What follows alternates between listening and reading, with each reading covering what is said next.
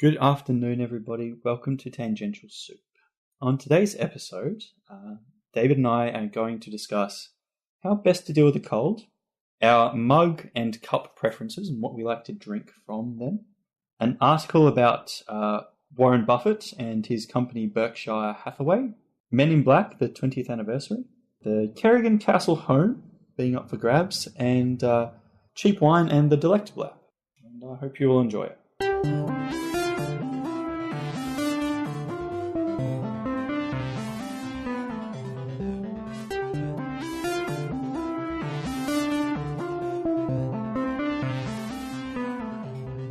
So, basically, David, it's now in the Sydney winter. It is. And I'm suffering because of it.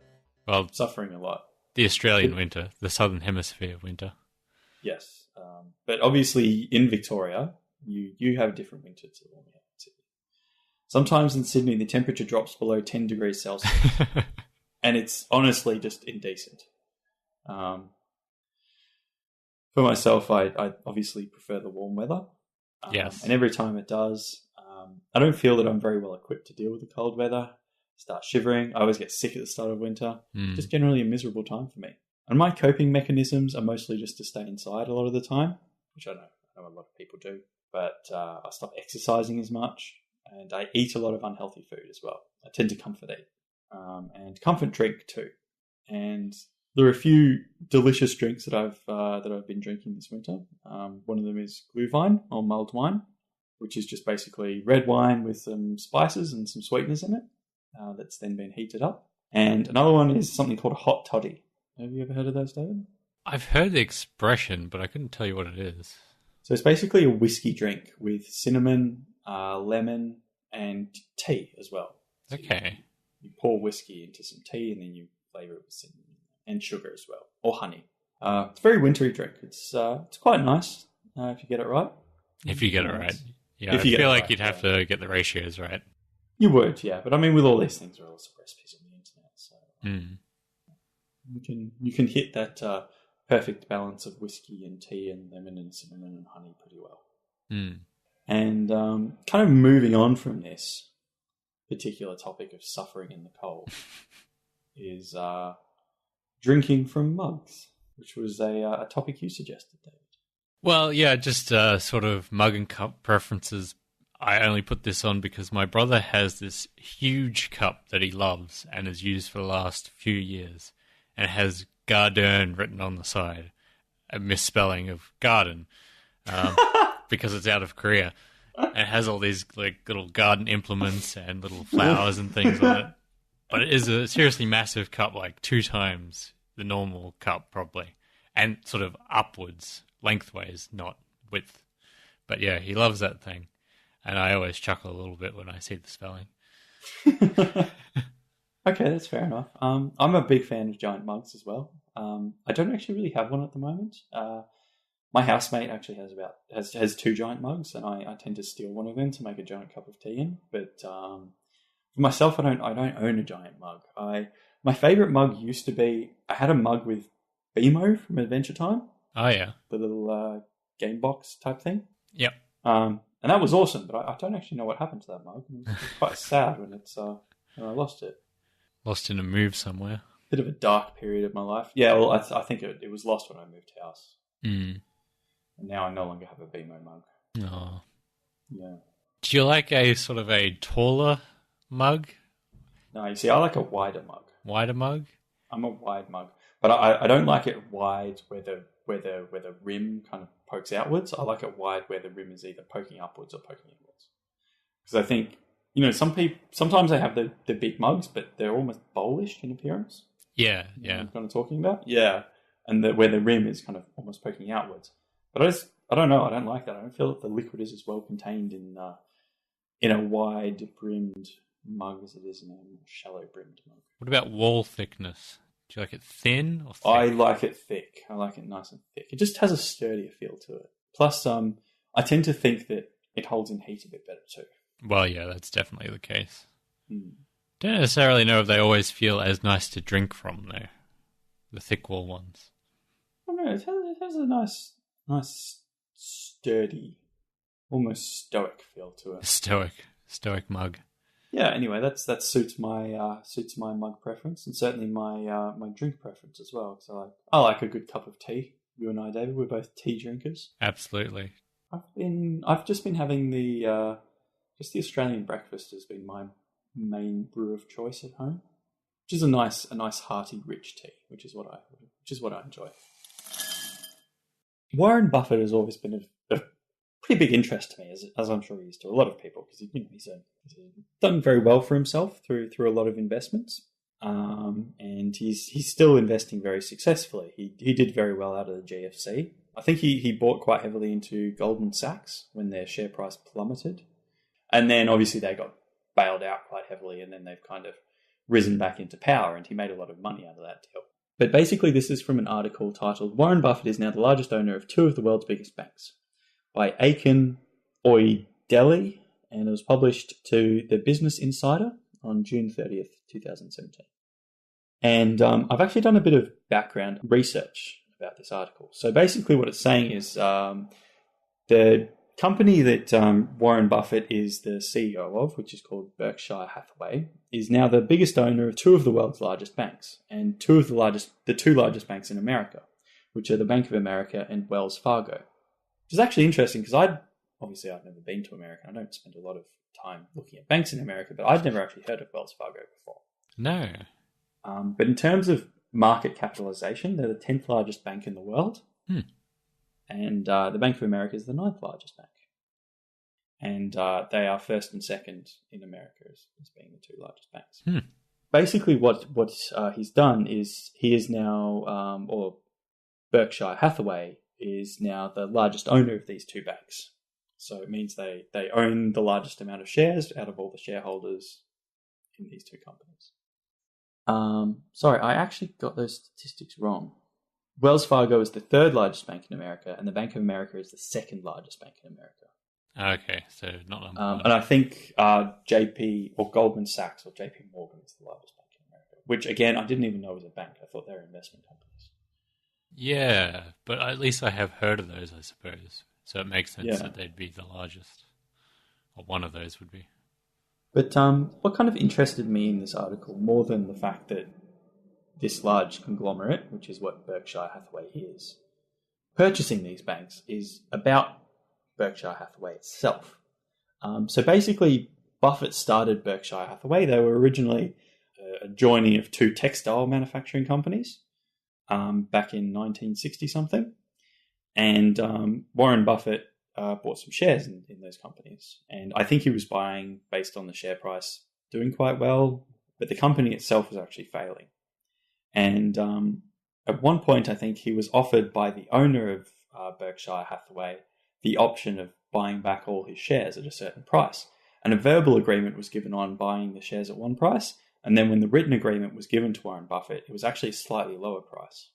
So Warren Buffett got annoyed at this and just decided to then buy a controlling share in the company and fire the person who had made this offer, which he did. And then he tried to stay in textile manufacturing, which didn't work. So he then turned it into other business interests, including insurance and investment. And now I think it's the third largest conglomerate in America. And I have some statistics here. So the company itself has $620 billion in assets and $283 billion in equity, which is quite a lot of money, of which Warren Buffett himself owns 18% in terms of shares. It is an interesting transition from textile company to investment firm. It's funny how it seems like everything started like that, though. You know, it doesn't really matter what your roots are. You kind of go into anything with money. Yeah. And that's obviously what Warren Buffett has done. I mean, I remember hearing one of his earliest investments was a farm. He bought a farm when he was younger. Obviously because he saw money there. Yeah. And, you know, he saw money in this textile manufacturing company, so he bought there and then just decided to move on from there, go into insurance and other things, and then obviously he's picked up a lot of investors along the way. But this company itself has averaged a growth in book value of 19% per annum since 1965, which is absolutely massive. Yeah. Seems like that and Mr. Buffett himself probably have quite an influence over the economy then. Oh, absolutely they do, yeah. That's what a lot of these bigger investment companies can do. They can actually affect how the economy is going by either buying and investing in companies, and they can take over sections of the market by investing in these companies. Berkshire Hathaway owns a lot of airlines at the moment, I think, or a lot of interest in airlines. I have heard of Hathaway and airlines put together somewhere. I think they own a lot of United Airlines and American Airlines, and just a lot of American Airlines, because obviously that's where they see profit for some reason. Which makes sense, I guess, because people have got to travel. I guess, I don't know. Airlines never seem to do much better than slight profit for some reason. It's an expensive operation. Well, yeah, I suppose. And what with the cheaper airlines coming in and undercutting the bigger airlines, it's hard to make profit. I think if you really wanted to make profit from them, you'd have to jump on them when they're still very young. Like I'm sure if you jumped on Tiger Airways when it was still very young, you would have made a pretty penny. But now they've kind of stuck in their place in the market, and it's going to be hard for them to move from there. I would think. Maybe that's more a strategic asset.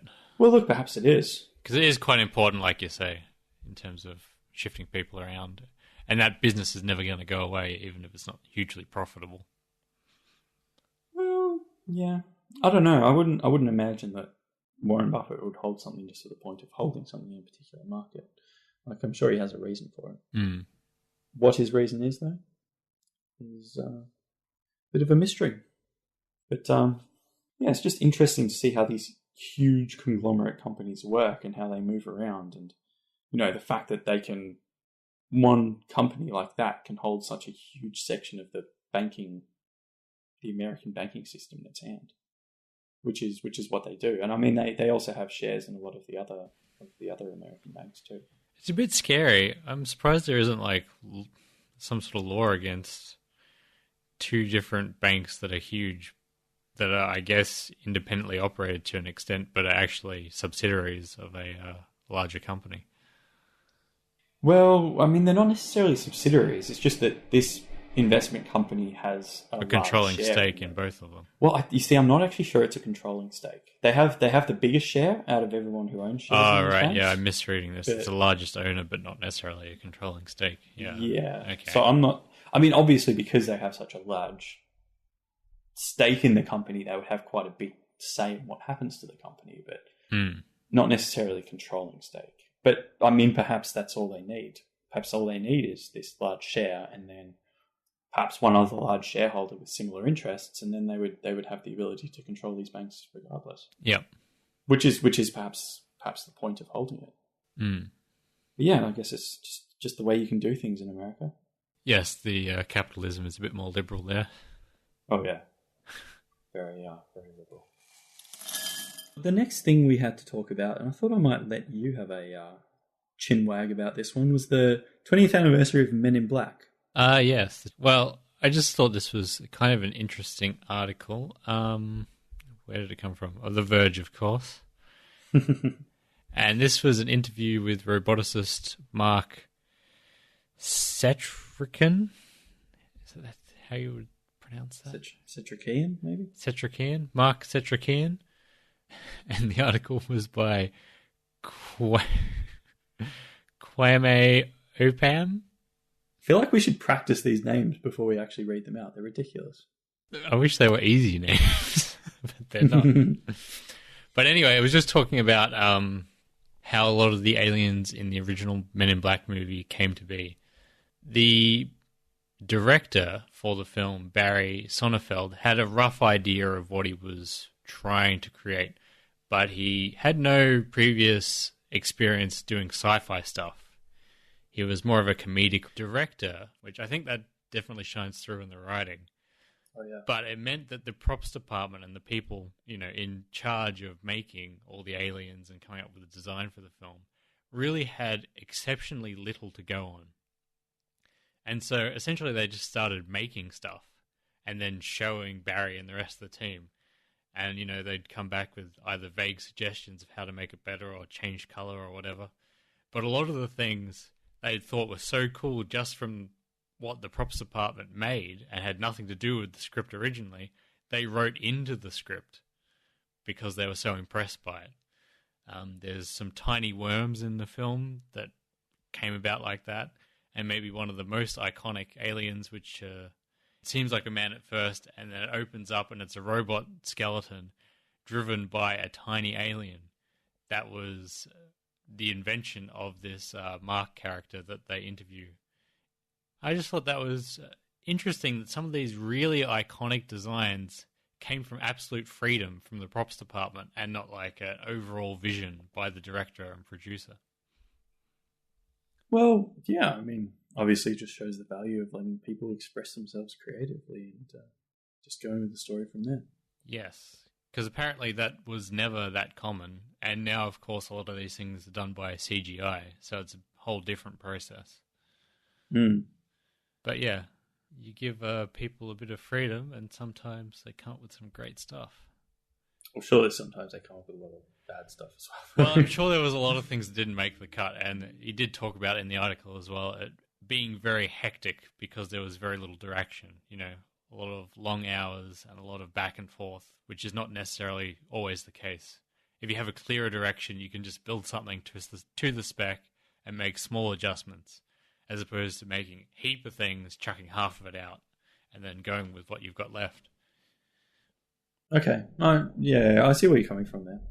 I think one of the things that really struck me about the article was I didn't realize that Men in Black was that iconic a film. I mean, I remember watching it as a kid. Well, yeah, I mean, I don't remember it being super amazing either necessarily, but I do remember really enjoying it. But yeah, I think they do talk it up a little bit more than it probably is. Yes, exactly. You know, the thing that I really remember from the film was just how, I mean, I suppose Tommy Lee Jones is always like this, but he's always so dry. And just watching him is sometimes a bit of a chore in some ways. Yeah, I guess that's true. But in this particular case, he's playing the straight man, so I think it works with opposite Will Smith. Yeah, well, that's true, I guess. Yeah. But probably not in everything. No. Yeah, I think it just tends to be a bit tedious. What was your favourite childhood movie on that particular topic? I mean, I love The Lion King, still do. It's a great one. It's an animated film, but the soundtrack especially is great. Oh, I would say my favourite would be an animated film of some description or another. Oh, yeah? Probably Shrek, I'd say. Shrek was probably my favourite. Yes, you do love Shrek. Shrek or Shrek 2? Shrek 2 was probably my absolute favourite. I remember outside the Theatre Royal in Castlemaine, they had the sign, and it had the two ears off the side of the sign. Oh, yeah. Ears. I remember looking at it at the time and thinking, wow, that's genius. How do they do that? Yes. I was a young Contra kid. We can move on to the Kerrigan's Castle House being up for sale. I'll leave this one to you because I actually don't know anything about what it was for a TV series or a film, was it? Oh, Alex, come on, you know the castle. Oh, it's a movie. Yes, I remember Dad showing to me once, and I remember them putting alcohol in a car, and that's my only memory from the movie. I think sometimes iconic movies can be really crap, David, and I think that one was probably really crap from my memory. No, it was great, starring Michael Keaton.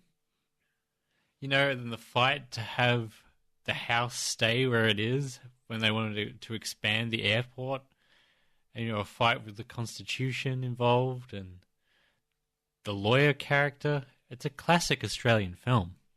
I find Australian films they tend to be a bit grim, don't you think? Well, I mean, it was grim at times, but I think generally uplifting film because they win in the end. Okay. And it put Bonnie Doon on the map. I don't think it's my thing, David. I'm just going to judge it before I've really seen it properly. You should watch it again. I don't know if I can. I don't know if I could do that to myself. It has Eric Banner in it.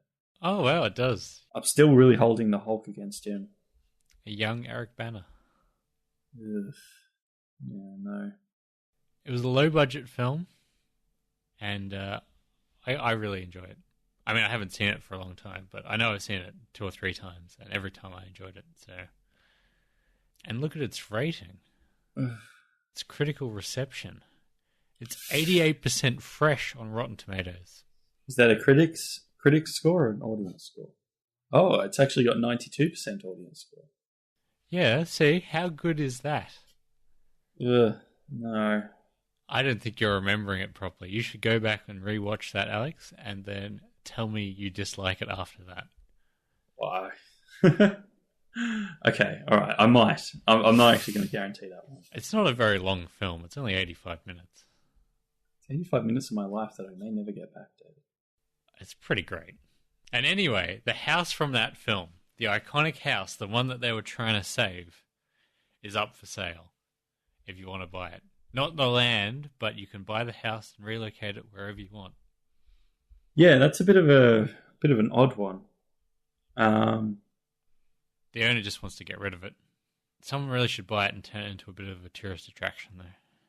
Yeah. Okay. Well, I don't know. I'm not sold. I'm not sold on this idea. I can't believe not only do you think you don't like it, but you can't even remember it properly. This is one of the iconic Australian films. Do you know what it is? I just find those iconic Australian films, those really Australian films that were done in the past, I just find them so dreary and depressing. This is not a depressing film, though. It's a comedy. Yeah, but I mean, even when they're trying to be funny, it's just sad. What do you find sad about them? Huh? I don't know. They just make me sad because especially if they're low budget, the lower their budget, the sadder I find them. Yeah, I mean, well, yeah, but this is just telling like a really down-to-earth story, so it doesn't need a crazy budget because there's no, special effects or anything. No, I can't do it, David. So next we have a racism video by, how did you pronounce his name? It's Taiki Waititi? Tahiki Waititi. Ah, Waititi, yes. Who is quite a funny bloke. Comedian actor from New Zealand. And basically, in the video, he asks everyone to do their part for racism. And the point he makes is that, you don't have to be very racist. Just a little bit of racism is fine. It all helps the cause. Yes. Of racism. Now, obviously, being a comedian, he's trying to make a point here. And the point is exactly what he says. He's trying to sell racism. In the video, it's like he's trying to sell racism as being a good thing that we want to continue. But in reality, I think most people would probably agree that it's not. No. Yes, a tongue-in-cheek video that's quite sarcastic. And I like the main point that it says that it doesn't advantage you in any particular way, but it does have an impact on others. And I think that is probably the main point and the best point of that video. That really there's no reason to do it. You're exactly right. To be racist. And so why would you? You're exactly right. Yes, we'll have that in the show notes if anyone wants to watch it. It's quite entertaining and makes a strong point. And another video of his, which you have just showed to me, is a scene from the larger movie Hunt for the Wilder People. Yes, he's barely in it except for this one scene, but it is classic. And it's the scene in the church, which we'll also have in the show notes, where he is trying to make a point. Yes. Not very clear what his point is. Yes, we shouldn't ruin it by explaining it. Just go watch it. I think you'll enjoy it. But he's a very funny man. He'll be very much appreciated. Now, as I think previously mentioned, perhaps only in passing, that you're becoming more and more of a wine snob? Yes. But part of being a true wine snob is buying expensive wines, which I don't really have the money for. So I'm trying to become a cheap wine snob and find nice cheap wines. And so far, I've actually done pretty well. You get some winners and you get some losers. And that's just going to be the way it goes when you get cheap wine. Mm. But I have found a couple of winners, and a really good way to keep track of the wines you drink is to use an app. And an app I've been using is called Delectable. Basically, what it does is you can actually just take a picture, as with both things. You can take a picture of the wine bottle, and then it'll identify the wine, and then you can rate it, and then it just keeps track of the wines you've been drinking. Okay. So is it just like a list? Do you share it with people? Is there any sort of social aspect to it? There is a social aspect, yeah. So you can have friends on there. You can follow people on it. You can see the featured wines and the trending wines, and then you can kind of, I guess, look through them and just see if you see anything that you'd like. Is this only for wine? I believe this is only for wine. Yes. It's an interesting name. If it's just for wine. There's wine, champagne. Yeah, I think it's just wine and wine-like drinks. I don't think champagne is a wine, from what I know. Feels like it's ripe for expansion into like fine cheeses and things. Actually, that's a good point, to be honest. We should make a competitor. We should. That's a good point. With all our oodles of time. Yes. All of that time. Yeah, so that's one way that I've been spending my time. Quite a cool way to spend it, I think, in some ways. Any more cool craft beer? No, I haven't been back to that place, but I have. I've been meaning to get back there. I just haven't really been drinking much much beer, because I don't really feel like beer is a super wintry drink. Okay, because you've got to have it cool, mostly. Yeah, well, even though if you do go out in Sydney, beer will be what you'll drink in most cases, because it's all people in Sydney know how to drink. Not very sophisticated. Oh, look, I don't know. Maybe some people will call it unsophisticated. I just think that maybe it's all people know. They don't understand that there can be other delicious drinks. Yeah. I mean, there are cocktails, but everything's cold in Sydney. I mean, for good reason, because for most of the year, cold drinks are very appropriate. But for this time of year, even if you go out to bars, a lot of the bars will still be serving cold beer. Can't you just get one of those ones that are on fire? I don't know what they serve on fire, to be honest. No, I don't know what it is either. You just see it on the movies. You know, they go, and they slide it over to you, then you got to blow it out before you drink it. Yeah, don't know what the logic behind that is. I don't know if it makes it taste better, but yeah. No, I've never had one of those, to be honest. I'm not sure I would. No? Do I really need a flaming drink? Does anybody need a flaming drink in their life? Well, I don't think anyone needs it. It only exists for the pure majesty of it. The spectacle. Okay, all right. I'll give you that. And the ability to impress others. That you can drink fire. I mean, okay. I'm guessing. All right. They're quite good guesses, David. I think you might be onto something there, actually. Thanks again for joining me this week, Alex. Not a problem, David. Pleasure as always.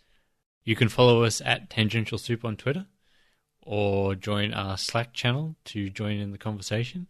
Consider supporting us on Patreon or leaving us a review on iTunes. And we will see you next week. Bye. Ciao.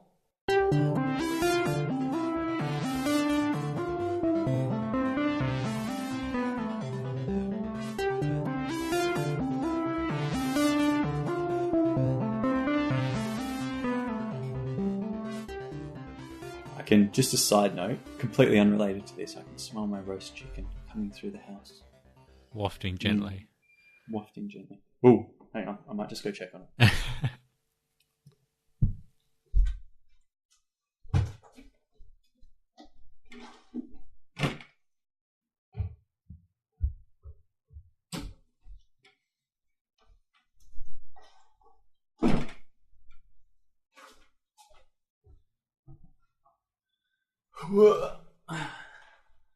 Sorry about that. I thought maybe it was smoking. It was going to set up a fire alarm, but it wasn't. That's all right. I put the veggies in with it now just to save him to get up again. Yep. No, that's good. So what's your roast for today? Chicken. Chicken. Just chicken. It's got some sweet potatoes, some potato, and some carrot to go with it. And I've actually chopped up some broccoli too, which I'm going to chuck in at probably about 6:15 maybe or so. Oh yeah, 6 o'clock, 6ish, sometime around there. With a lemon stuffing. I didn't actually get a lemon for today. I don't think it makes any difference though, so I've just kind of deserted that idea. I actually forgot to drizzle the chicken itself, because what I do is I put the chicken in for half an hour, and then I put the rest of the veggies in with it for another hour. And I actually have quite a lot of veggies today, so they were kind of piling up next to the chicken, but hopefully it'll be all right. And usually I put olive oil, like a drizzle it over the chicken itself, but I didn't do it this time, so that was why I was kind of a bit worried. I thought maybe it was going to start smoking. Yeah, dry out a bit. Yeah, but I've drizzled it now, so it's all good. Seems okay. Yeah, and I've got some like pre-made Portuguese spice mix, which I just kind of dashed over it all. So okay, yeah, sounds good. A bit simpler than your previous fancy ones. Yeah, look, there's a lot to be said about a nice chicken roast, though. I mean, it's just such good, decent food. Yes. And I'll make a nice chicken gravy to go with it, and it'll be top. Do you use it throughout the week to make sandwiches or whatever? Oh yeah, definitely. I don't tend to make sandwiches out of it. I'll just take it in roast form and then just have it with the veggies there. Yep. Yeah, it's all good though. I like my Sunday roast tradition. I think it's a good one. Yeah, no, definitely. Especially in this weather. Oh yeah, it's the good stuff.